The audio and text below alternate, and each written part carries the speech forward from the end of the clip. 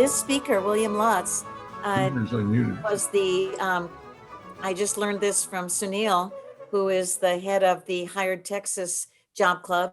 And he said that William was had the highest attendance of any speaker they've ever had at Hired Texas in any of their meetings. So anyway, we are so lucky to have him here, and we welcome him. I've never heard him speak, but he works for the Texas Workforce Commission, and I worked for the same organization for a very long time, so I'm anxious to hear him. He is an economist with the labor market and career information. He works for the Texas Workforce Commission, as I said. He is going to be talking about Austin Round Rock labor market trends. He has worked for TWC since 2012. Prior to joining that agency, he was a public affairs writer and editor. He holds a Master of Arts degree in economics from the University of Washington and a Bachelor of Arts degree in economics from the University of Texas at Austin. He's getting a late start, but William, you take the time that you need. You have at least an hour if you need it. And so with no more delays, we'd like to welcome you and take it away. Hello, hello everybody. Thank you for that introduction. It's great to be here. And I joke that economics is sometimes called the dismal science, which is why I'm glad we're speaking in Austin, because the numbers in Austin, while the economy is still having challenges, are better than in other parts of the state. So I'm able to give you some good news, hopefully some news that will be a little optimistic. By the way, it is really interesting for me to hear all the different resources that exist for people that are between jobs right now. I have some neighbors that are in that situation. I've been where some of you are before, and I know how disorienting it can be. So please understand that I certainly understand what some of you are working with, and hope that some of the information I give you will help us understand the economy a little better. Like I said, a lot of the numbers I'm going to be presenting today are much better than the numbers would have been 6 months ago. I do recognize that there are still people having challenges in this economy. So I want to strike a good tone that says that there's some optimism in the economy out there, but also that we understand the challenges that job seekers are facing in today's economy. For those of you who are unfamiliar with my department, the Labor Market and Career Information Department at TWC are the keepers of the state's labor market statistics. So we work with our friends at the Bureau of Labor Statistics to provide data about the economy and to help our workforce professionals, job seekers, employers understand what's going on in terms of wages, in terms of employment by industry and occupation, just understand the world we're living in. And I know that data can sometimes be dry, but if you look at data as a tool for telling the story, it'll help you understand the world you live in and how the business market is operating in your area. So it's actually a lot more interesting than it may sound on the surface, because even though there's a lot of numbers, those numbers tell a story. And so what I hope I'm able to do today is give you an idea of what the story of the Austin job market is today. And by Austin, I mean the Austin Round Rock Metropolitan Statistical Area, which is Travis, Williamson, Hayes, Bastrop, I believe Caldwell is in there too. So it's basically the area that surrounds Austin. And that I figured, because some of you may be in Williamson, some of you may be in Travis, I'm using mostly Metropolitan, and some of you may be in Hayes. I'm using mostly Metropolitan area data today. And I believe Bastrop's in the MSA, if I didn't mention that earlier. Okay, so let me give you a quick kind of what the big top line numbers are that you've probably seen in the newspaper. We released our most recent labor market data a week ago, so this is quite literally hot off the presses. And actually, some of our seasonally adjusted unemployment rates were released yesterday. So this information is very fresh. The unemployment rate seasonally adjusted for the Austin Round Rock metropolitan area is 5.4%. That's 2.8% higher, or 2.8 points higher than it was this time last year. That sounds depressing, but it's actually better than a lot of other places in the United States right now. Our employment change from December of 19 to December of 20, adjusted for seasonality, which is really important in December because you have a lot of short-term work that occurs in December with the holiday season, is 1%. That means we have 1% fewer jobs in Austin in December of 2020 than we observed in December of 2019. And while nobody's thrilled when that number's negative, it's a lot less negative now than it was a few months ago. I put together a very similar, as was mentioned earlier, presentation for the Hired Jobs Club roughly about 3 months ago.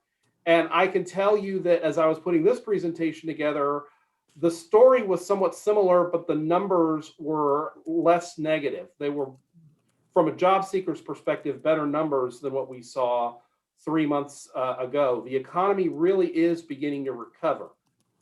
What remains to be seen is how quickly it recovers, and that recovery is going to be a little bit uneven depending on what industry you're in. So that's your top line numbers. That's what you'll see above the fold in the newspaper, is that our unemployment rate is 5.4%. Our employment change from this year to last is about 1% negative. Now let's take a look. This is our 10-year graph of the unemployment rate over 10 years. And there are a couple things I want to mention to you as you're looking at the graph. The first is, in the end of the Great Recession, so 10 years ago, we were a little over 6% unemployment. And you see now that, in April and May of 2020, we had a massive spike, like nothing we've ever seen before. And then it leveled off pretty quickly. And notice in 2020 how jagged that line is. And there are two factors there. The first is the economy is more volatile than it's been in a long time. And I think part of that is a lot of us don't know what the public health future looks like. And so there's a lot of uncertainty in the economy right now, causes some variations in unemployment. The other thing you can see with that jagged line is also the economy's harder to measure now than it would have been. Surveys from the Bureau of Labor Statistics, and if you get one, or the Census Bureau, if you get one, please fill it out. Those are very valuable to us in understanding the economy. One thing also to be aware of, though, with our unemployment statistics, while a survey is a big component of our data, we also look at tax records. So we go back and we look at tax records. We also look at people who claim unemployment insurance. We go back after the fact and do what's called benchmarking, where we adjust the statistics based on the actuals. So we do the surveys so we can get you more recent statistics about what's going on right now, but particularly at the end of the year. So when our January data comes out, which is in mid-March, they do something called benchmarking, where they really take a close look at the actual numbers from tax records, compare it with things, and update as need be. So, but right now you have an economy that is very volatile, but is on the whole looking a lot better than it was 6-8 months ago. And notice that we're now below 6%, whereas during the Great Recession, we were above 6%. So there is signs of recovery, signs of hope, and signs that the job market is getting a little bit better. Okay, now I'm going to give some more geographic detail just so you can understand where we are. This is not seasonally adjusted data, because when you get below the metropolitan area, that's all we have. So the numbers differ from slightly from the ones on my last slide. But what you see is the state unemployment rate is 7.1%, and all of the main jurisdictions in this region are below that state average. The other thing I wanted you to notice is that the differential between where we were in February, which was pre-COVID. So that was our last month of pre-COVID data. And I'm comparing it with December of 2020, which is the most recent data we have. And if you look, 3.6, you've basically got a 3.5 point differential between December of 2020 and February of 2020 at the statewide level. But for the Austin MSA, it's 2.5%. So that differential between where the pre-COVID month, the last pre-COVID month, and where we are today is a point narrower in Austin than it is statewide. And you see that reflected in all of our local, unemployment statistics. The highest one I found, Pflugerville is at 6.4%, and Round Rock is at 4.6%. And notice that differential in Round Rock is 2. So the recovery has moved faster in the Austin area than it has statewide. Again, obviously, unemployment is higher than it was, a year ago or in February. So I do recognize there are still a lot of people that have been dislocated by the economic situation we have. But just be aware that the Austin market is recovering quicker than other parts of the state. And so far, the numbers are looking fairly optimistic in this area. There's the top line numbers I mentioned earlier, 5.4, 2.8% differential, and 1.0. And then there's the graph I was talking about. And the main takeaway there is notice that unemployment rate is a little bit below where we were in the Great Recession. And notice how jagged it is in 2020. And that's partly because there's a lot more uncertainty in the economy right now. And there are some challenges measuring the economy in the current economic conditions. And the point on my regional chart is that we have lower unemployment rates here than the state average. And the differential between where we were in February, the last pre-COVID month, and where we are now is much narrower in the Austin area than it is in other parts of the state. Although we certainly understand that there are a lot of people that are having some challenges in the current economy. So with that, now I've got to try to advance the slide. Okay, there we go. Okay, unemployment claims. I'm going to talk a little bit about unemployment claims data right now. Unemployment claims is different from unemployment. For statistical purposes, an unemployed person is someone who doesn't have a job and is looking for one. So if you have a job or you're looking for a job, you're in the labor force. If you don't have a job and you're in the labor force, you're unemployed. A subset of the unemployed claims unemployment insurance from TWC. Because it's the number of people that claim unemployment benefits, we get the data really quickly because we have it. We have a map on our website. You can find it off our homepage. It'll give you very detailed geography on who has claimed unemployment insurance. But remember that there are a lot of people who are unemployed who, for one reason or another, either choose not to claim benefits or might not be eligible for them. So just remember that claims are a subset of the unemployed. Okay, this is our initial statewide claims in 2020. And what you see here, obviously, is we were going along at less than 50,000 claims for a long time. And then suddenly overnight, our claims data jumps to over 300,000 in one, almost overnight. So for those of you who have been working with TWC and have noticed that we've had a lot more to do than we've had in the past, this number pretty much displays this, that we have had an unprecedented increase in unemployment claims at the agency during the weeks immediately following the COVID situation. This is a 10-year graph of statewide continued claims. So just quick terminology: initial claims is the first week you claim unemployment for your claim. Continued claims is the subsequent weeks, basically. The technical definition is a little more complicated than that. But notice this. Even at the peak of the Great Recession, I think I put 12 years in here, we were at less than 400,000 unemployment claims and even continued claims. And even now, we are still on a statewide basis above the peak at the Great Recession.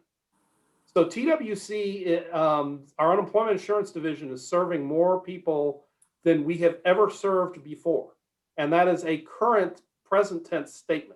So while I am certainly saying that the Austin economy shows strong signs of recovery, we certainly recognize the dislocation that people are feeling.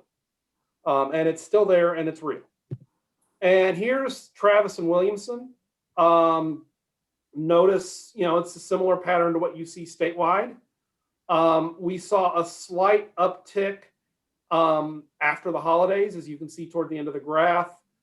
That, remember that December to January there is a very common increase in the unemployed from December to January, as some seasonal work ends at the end of December with the holidays being over. So just be aware of that. That's kind of what's going on in our neighborhood. Now I'm going to look, we were talking about unemployment, who didn't have a job and was looking for one. Now let's look at employment, which is the total number of jobs in the community. And you look at the numbers for about a 10-year period in Austin MSA, I mean, it's just unprecedented. I mean, when you can get that number above 2%, and it was above 2% for almost, 10 straight years, that is absolutely incredible. There are people in other parts of the country that would be very, very envious of that record, because remember this is the total number of jobs. So it's not openings. So when someone retires and then they're replaced, or somebody moves to another position and they fill the old position they had, or when there's that kind of standard change in the economy, that just is a net zero. So when you're increasing 2% a year, that means you're adding 2% above replacement for your normal turnover. That is a very strong economic record we've seen in the Austin area. And then suddenly overnight, you see basically the checkmark pattern. The economy goes from very positive up to February of 2020, and then it just crashes to very negative as a result of the public health situation. But look at how quickly it came back. And we are now almost zero. So in spite of everything that went on in 2020, in spite of massive dislocation in the business community and all of the things that all of us know all too well about last year, the overall jobs, it's not positive yet, but it's down a negative 1.0, which is a very, very, given what we've just gone through, and just look at that trend. I think that's something worth noting. And then here's kind of more of a deep dive into how different industries have been affected. And the takeaway I want you to take from this table is basically that the recovery, there has been strong signs of recovery in the Austin area from what happened last spring, but it's uneven. The recovery depends on what industry you're in. Different industries have been affected dramatically differently by COVID. The short version of all of this is industries that are amenable to telework. The type of work that is done is not work that has to be done at a specific location. As a general rule, have fared better in the COVID period than other industries that don't have that characteristic. But again, that's a general trend. And like a lot of things as big as the economy, there are exceptions to every trend. There are some key notes I want you to look at. What I've got on this table is our key industry groups from our current employment statistics, which is monthly industry-based data. And the key takeaway here, I've put December of 2020 and December of 2019, and this is employment. So what I want the main takeaway from this to be is our aggregate is -1 over the year. Manufacturing is up 8.3% in the Austin Round Rock area. Financial activities, this is something that I found fascinating. Employment in financial activities, which used to be known as FIRE, finance, insurance, and real estate, has actually gone up post-COVID. And we're going to talk about that more a little later. There are, however, some areas that are still pretty hard hit. Leisure and hospitality, and a large portion of that employment is restaurants, has just been hammered. This number, it's now, it used to be greater than -20. It's now 19.9. Leisure and hospitality has gotten hammered everywhere. In fact, the reason that Hawaii and Nevada have really had challenges with unemployment is because it's such a big part of their economy. The larger part of your economy that sector is, the more challenging COVID has been for you. Education and health services is down 4.1%. Obviously, it's a very important industry to this region. All of our industries are important. But education and health services is also showing some signs of recovery, and we're going to get into that more in a minute. Here are some of the positives, though. I'm in addition to financial activities and manufacturing, the other one I want to mention is trade, transportation, and utilities. A lot of retail is in that industry sector, and it is now gone in December, it went positive.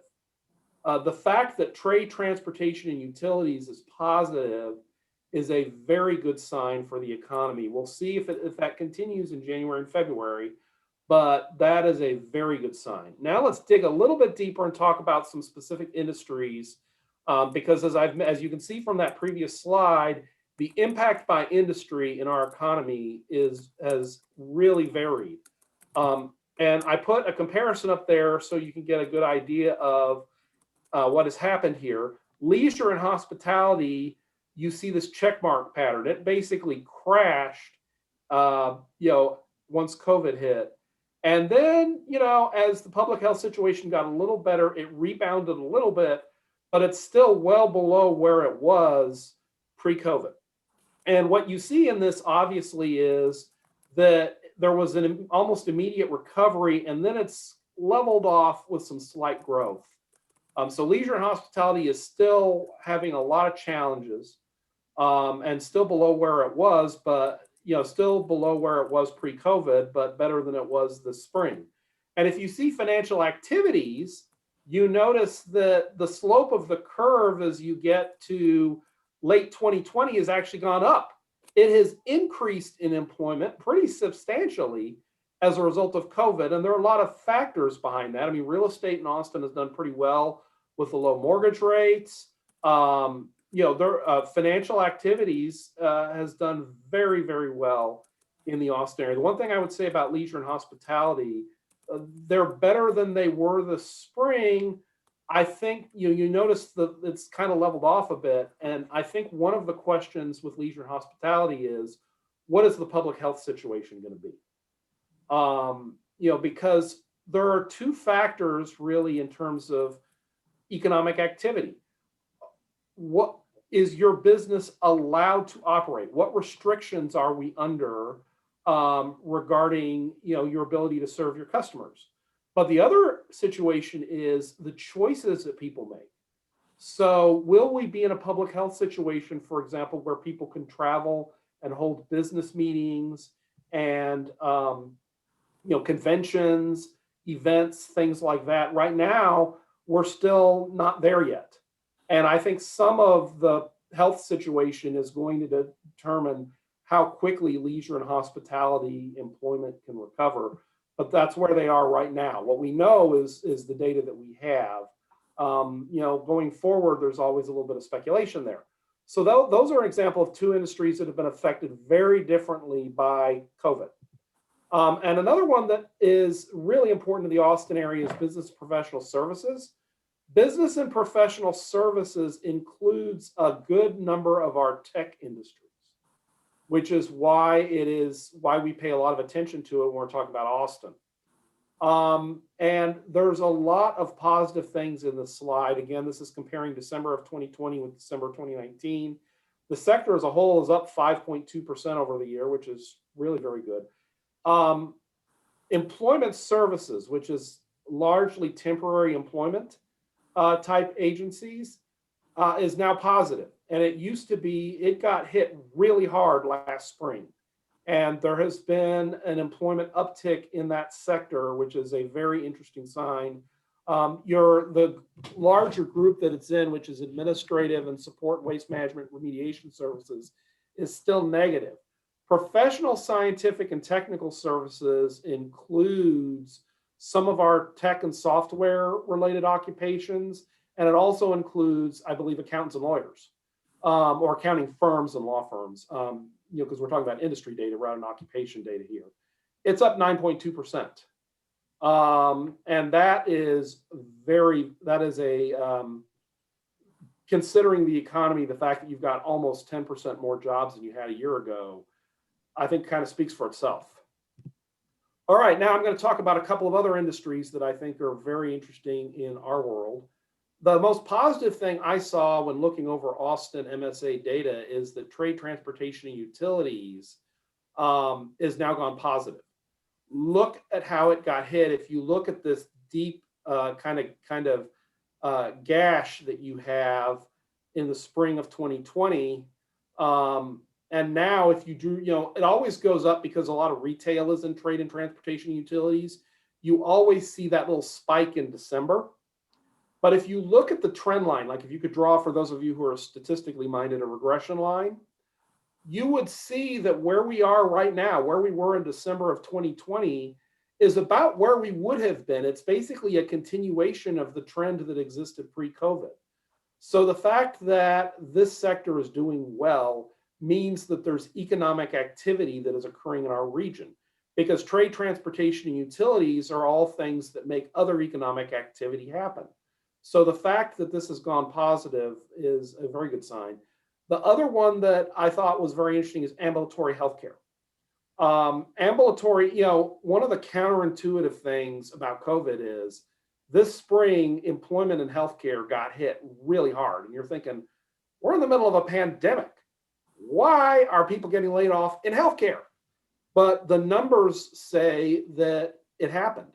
And a lot of that was people postponing various medical procedures as a result of the public health situation.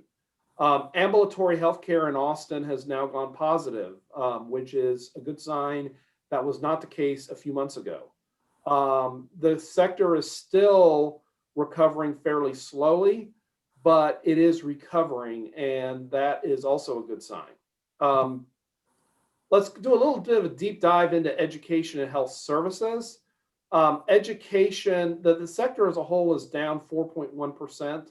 Healthcare and social assistance is down 8.2% in Austin, but ambulatory healthcare is up 1%, which is a subset of healthcare and social assistance. Looking at the statewide numbers, this is our current employment statistics data.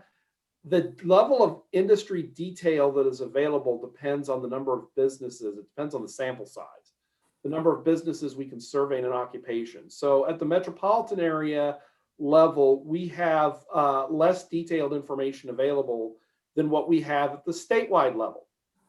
But looking at the statewide numbers, I can tell you that the social assistance portion of healthcare and social assistance has been hit really hard. Healthcare has been hit less hard. Social assistance includes childcare. Because there's less commuting going on than there used to be, the childcare sector has been hit, at least statewide, where I have data on this, very, very hard. So some of what you're seeing with this negative number is reflecting that social assistance portion of healthcare and social assistance, but these numbers are an improvement over whether they were a few months ago.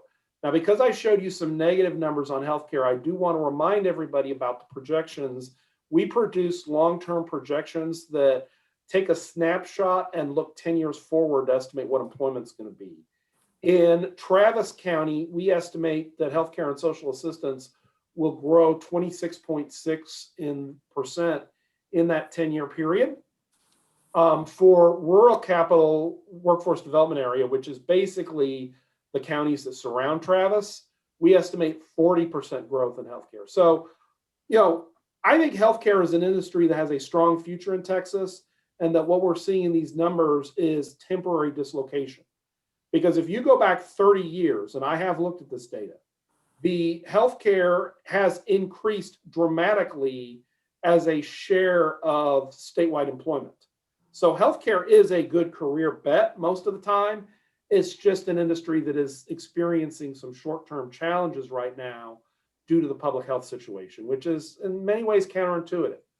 So that gives you a little bit of a deeper dive into how some of the key industries in Travis County have been affected, or the Austin MSA, because my MSA data includes the other counties in the MSA, how that has been affected by our current economic climate. Now I want to shift gears a little bit and talk about some comparative data between the four largest metropolitan statistical areas. And what I want to just let everybody know, because this surprised me when I first started looking at this data, 70%, 70, of the civilian labor force of Texas is found in 4 of our 25 metropolitan areas. That would be Austin. That would be Dallas, Fort Worth, Arlington, Austin, Round Rock, Houston, the Woodlands, Sugar Land, and San Antonio, New Braunfels. So basically, Houston, Dallas, Austin, San Antonio. If you add those four together, you're talking about 70% of the labor force of Texas. So if you want to understand the Texas labor market and the Texas economy, you got to understand what's going on in those four metro areas. It's not that the other ones aren't important. It's not that the rest of the state isn't important. They are. But to understand the economy, you got to understand the big four. Right now, as you see, Austin has the lowest unemployment rate of the big four, and it's not close. And we are, as I mentioned earlier in the presentation, significantly below the state unemployment rate. Most economists believe that Austin is going to recover, and the data shows this, faster than the other big metros. And a lot of that is due to our mix of industries. Remember that Texas has two things that have been a challenge in our labor market. The first is COVID, and that's obviously worldwide. The second, though, is the challenges that oil and gas are having. So a lot of where you are as a region depends on your industry mix. We have a lot of industries that are strong in the Austin area that are amenable to telecommuting and that are not affected by the current issues relating to oil and gas. As a result, our labor market is recovering more quickly than other areas, both in and out of Texas, that have a different industry mix. So that's part of why Austin has a much lower unemployment rate than the other metropolitan areas. And you see the same data when you look at the over-the-year job counts. We're at 1.0, and that is dramatically lower than the other four big metro areas. Now, there are signs of recovery throughout the state. I could say some optimistic things if I were giving a presentation in any of these metro areas, but I can tell you that Austin's numbers are looking better than the other four. And again, I think that is largely due to the mix of industries we have here in Austin and the current economic situation. Another way that we measure how things are going right now is I took the total non-farm employment in December of 2020, which is the most recent data we've released, and measured it as a percentage of our February 2020 value. The state number is 96%, which there are a lot of states that would love to be at 96% right now. Austin Round Rock is at 98.6%. So we are almost back in terms of total number of jobs to where we were before all this COVID stuff started. So that puts these numbers a little bit in perspective. Professional, scientific, and technical services. Notice how much more strongly Austin has been doing in that particular industry than the other big four metro areas or statewide. Our business and professional technical services employment has been growing very dramatically. So, I heard some people earlier in the talk are looking at going into those fields, and those are fields where the data shows employment has been expanding in the Austin area and much faster than in other parts of the state. Healthcare and social assistance, though, is the opposite story. Houston's healthcare social assistance market is recovering faster than the other big four metro areas. Part of that, I think, is that healthcare, that is a big deal in Houston. With the Houston with Texas Medical Center and a lot of the other really important healthcare institutions they have. But healthcare and social assistance, you have kind of the opposite story going on there. So that gives you a little bit of comparative data. Now I want to talk about something else. We consult a database called Help Wanted Online. What it does is it measures want ads. Now, before I start presenting that data, I should mention, as most of you know from your job skills classes, some of the best job opportunities are never advertised. So who advertises a job opening is a subset of the actual jobs that are available. But if there's enough interest from the employer perspective that they're willing to pay to take out an ad for their open position, then that tells you a little something about the economy, about who might be hiring, and also what they're hiring for. So this is useful data. It's a private, unlike the other data that I've been presenting, which comes from TWC and the Bureau of Labor Statistics, Our Help Wanted Online data and information comes from a private vendor that is not a government data set, but a lot of government agencies, including ours, reference it. So just wanted you to know what you're seeing before I advance to those slides. It does give you a picture of who's hiring. What you see is general medical and surgical hospitals are at the top of the list among industries for hiring. Again, I think that's a good sign. I think you're seeing that recovery in healthcare. The fact that restaurants, which are normally high on this list, are high on the list now, also a good sign. We got some management and technical services that are on here. Travel or accommodation, the fact that some of those leisure and hospitality firms are advertising vacancies is a positive sign going forward.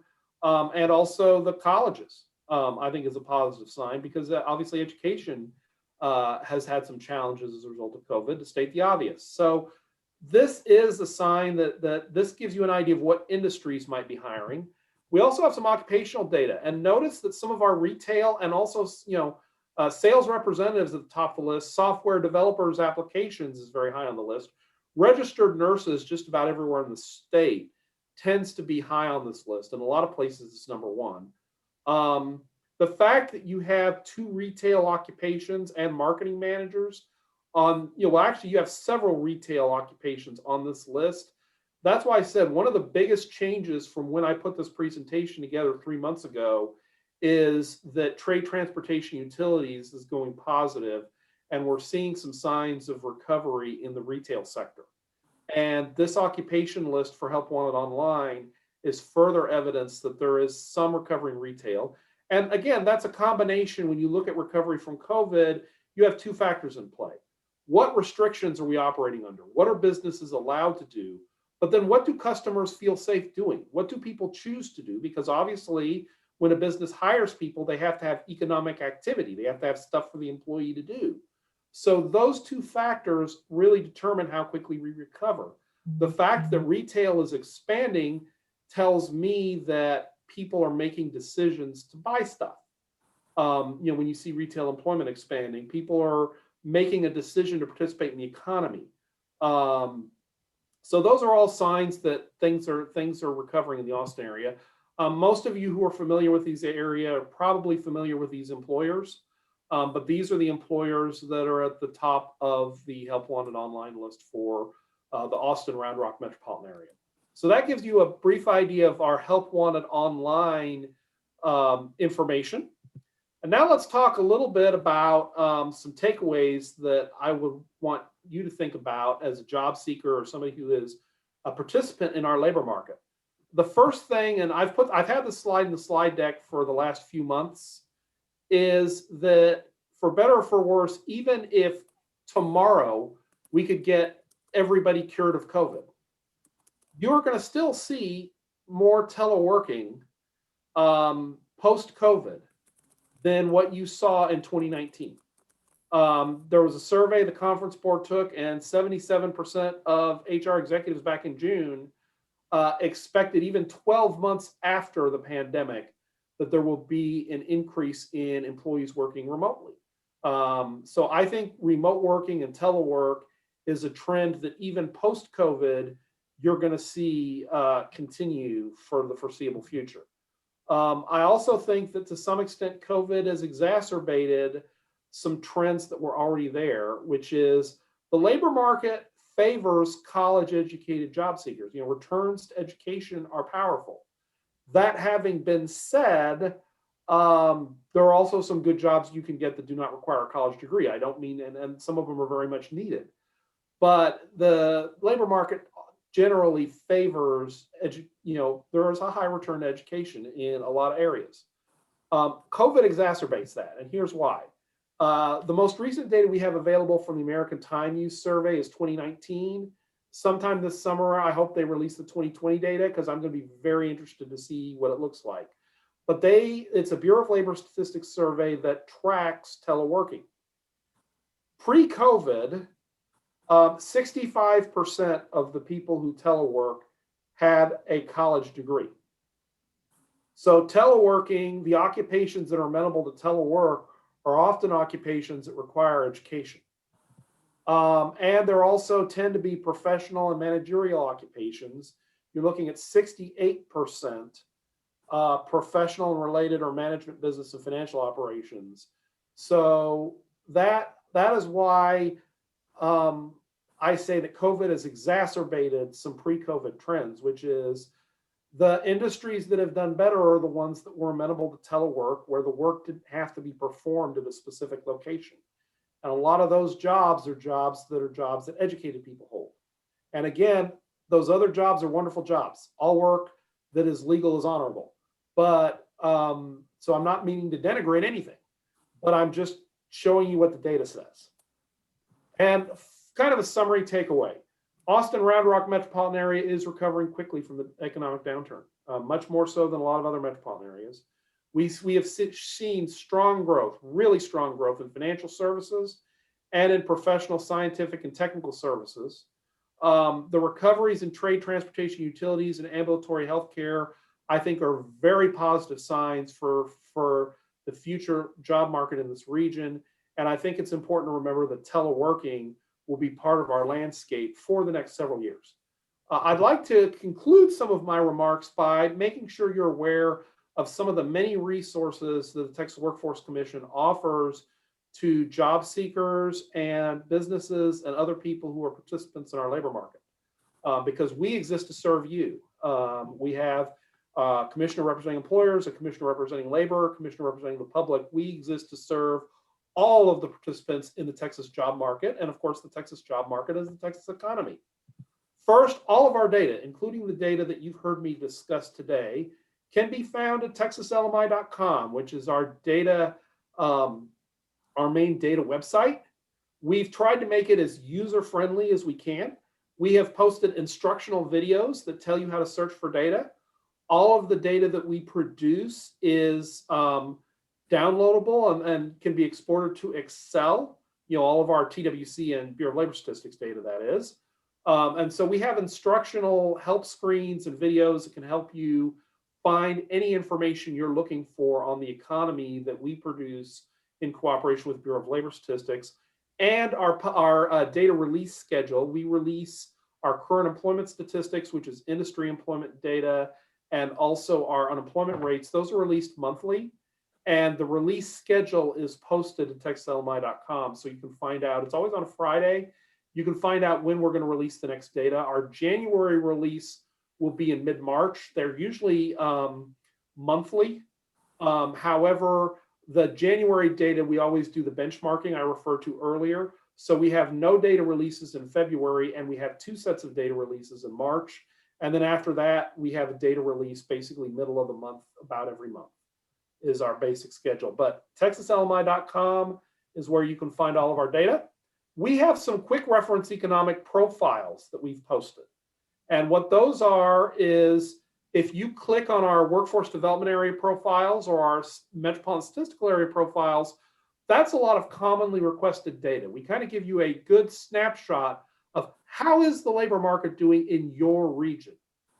So if you want to just, boom, how are we doing? This is a way of finding commonly requested data. What you would do is you click on that profiles on our main screen, and it'll take you to a map of Texas. And you can either select by the name of the metropolitan area, or you can actually click on our map to get the profile for that region. We have metropolitan area labor force statistics, so unemployment information, and a lot of other commonly requested data. And all that data can be downloaded to Excel, so you can slice and dice it however you want or in a way that is useful to you. Another thing is the Help Wanted online data. If you're interested in what occupations in my region have the most job postings right now, our website, and I've got the link in the PowerPoint, has that information on it. And what you do is you go there and you can click, we have it by workforce development area. Capital area is Travis County, and rural capital are the counties that surround Travis County. You can click on both of them, and it will return, for the time period you select, what the top occupations are that have taken out Help Wanted ads. And so I would encourage you to take a look at that. So this is a top 25 list of the people who have, over the last 3 months, taken out want ads for work that is in either the capital or rural capital workforce development areas. And that may be a feature that may be useful. And if you click on the link to any of those occupations, it will take you to our page on that occupation on our Texas Career Check website. Because every employer uses different terminology to describe their jobs, the Bureau of Labor Statistics has come up with something called standard occupational classifications that basically allow us to collect data so we have a common denominator. We have a website called AutoCoder.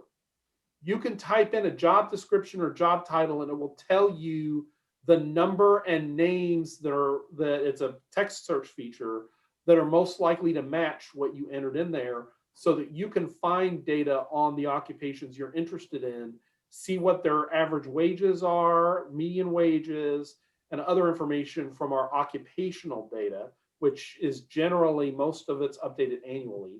And when you do that, it returns the most likely matches, but it also has links to our data that you can click directly on that'll tell you some data, hard data on that occupation or other information on that occupation that might be useful to you. So AutoCoder can sometimes help you find things about occupations. Remember that an industry is what the company does, and an occupation is what the person does. So a large retailer might have some accountants on staff. The occupation would be accountant, the industry would be retail, or would be the appropriate retail industry code. Other thing, I think most of you have probably availed yourselves of the services of your local workforce center. But if you haven't, we are here for you. Go to our main website, twc.texas.gov. There is a find locations tool at the top of it. You can type your zip code in. It'll tell you the closest workforce center to you. A lot of our workforce centers are offering virtual services now. So if you want to participate in the services that we offer at TWC, that would be the best way to get in touch with your local workforce center.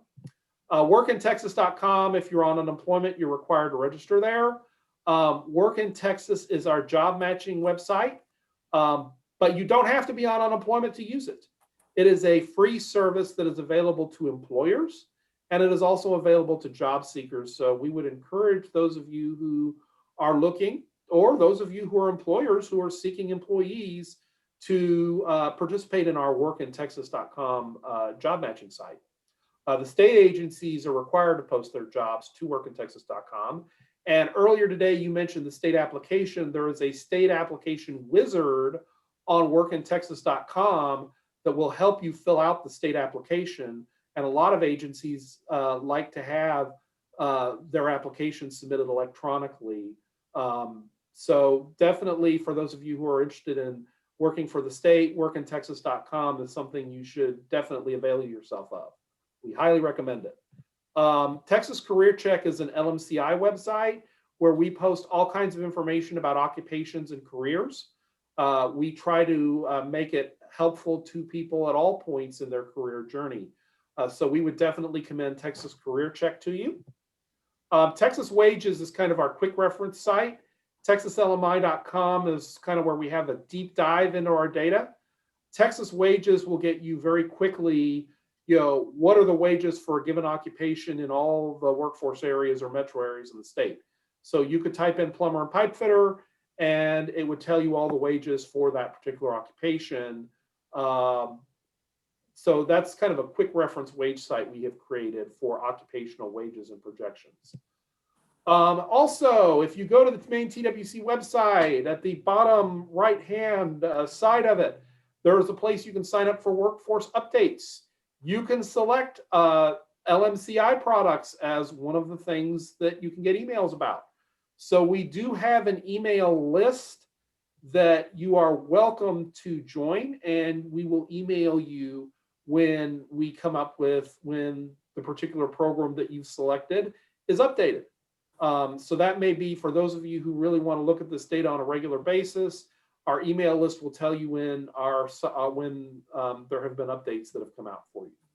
So I know I covered a lot of material in about an hour. I think you asked me to talk for an hour, and I think I finished in about 45, 50 minutes. I saw there were a lot of things in the chat room. I was mainly focused on the slides. I am definitely available to stick around and answer some questions if you have them. And you can also contact me by email, william.lutz@twc.state.tx.us.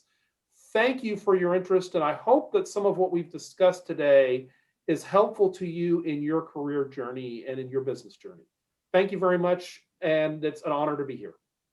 Thank you, William. It was very interesting, fascinating to see the charts and to see visually what we have experienced emotionally lately. There's a question that I'd like to pose to you. This person said, "I've noticed there are a lot of people moving to the Austin area for the very reason that you present, good job and employment opportunities. When you're comparing year-over-year data, does it take into account the potential increase in population and the workforce needs?" The job number is just a straight number. So it is not per capita, it's not divided by population, it's just a flat number of jobs.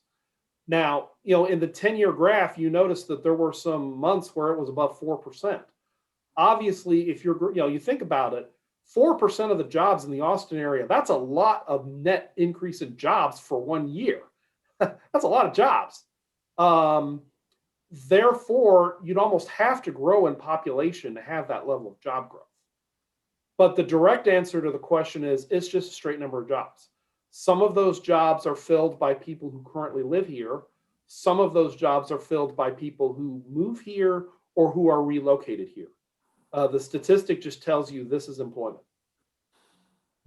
Okay. I hope that was it. Let's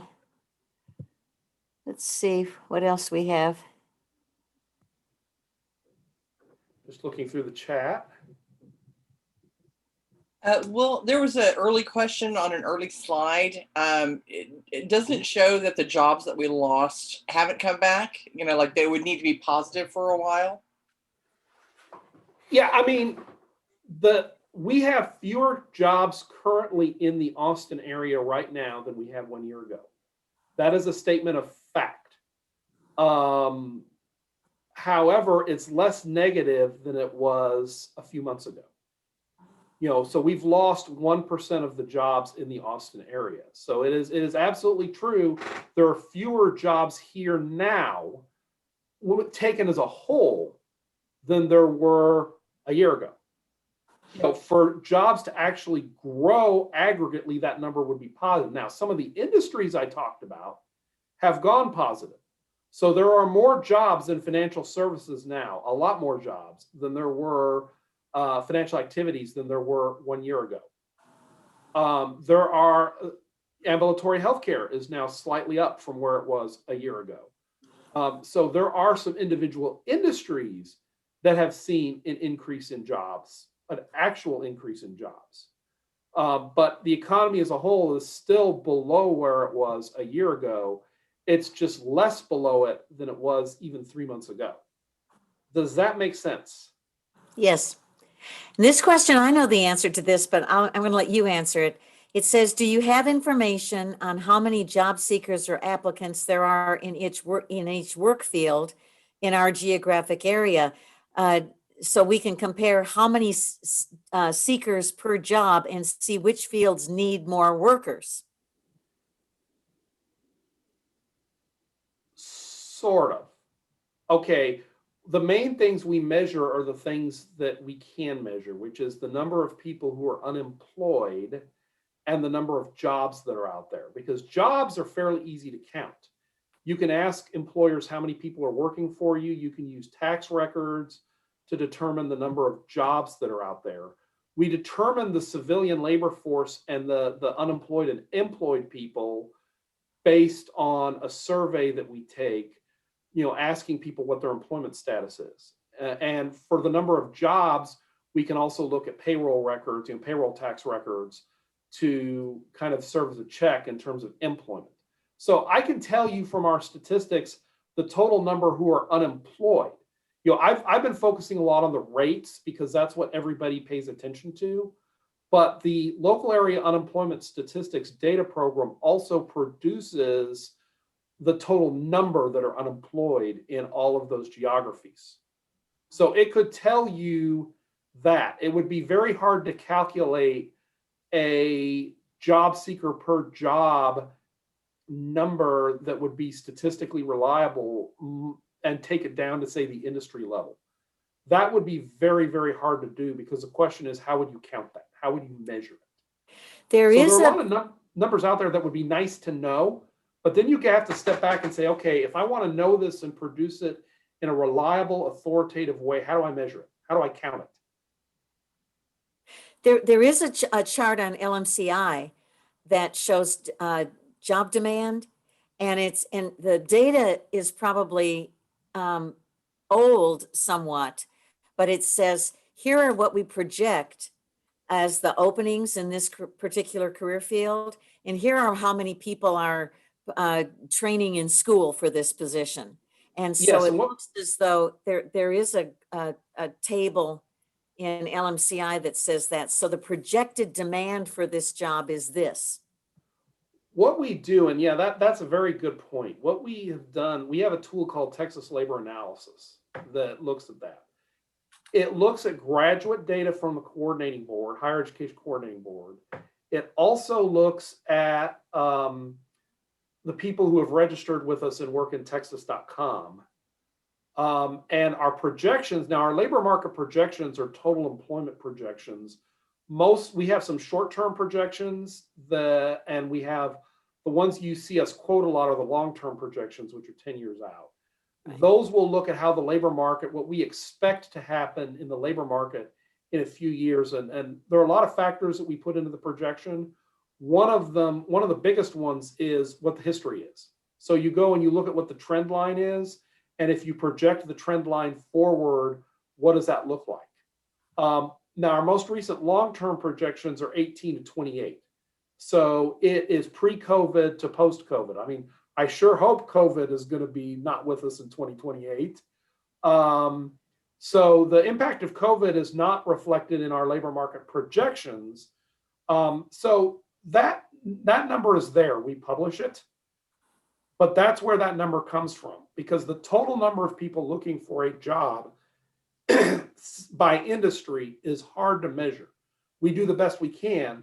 It's something we'd love to know more about, but it's, the quality of the data depends on how easy or not easy it is to measure.